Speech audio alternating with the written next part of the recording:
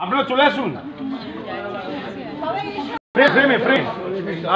আরে এনা কি তুমি চলে এসো দেখে থাকতে হবে আজ বয়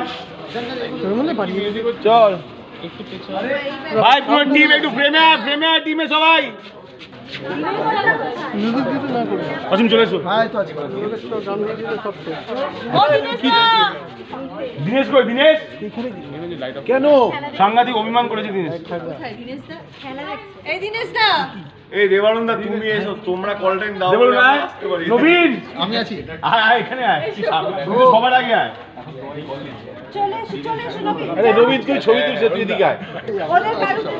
ওদেরকে কাউকে কল দেয়নি কার ফোন এটা আমার নবীন দা কাটা বন্ধ হয়ে গেল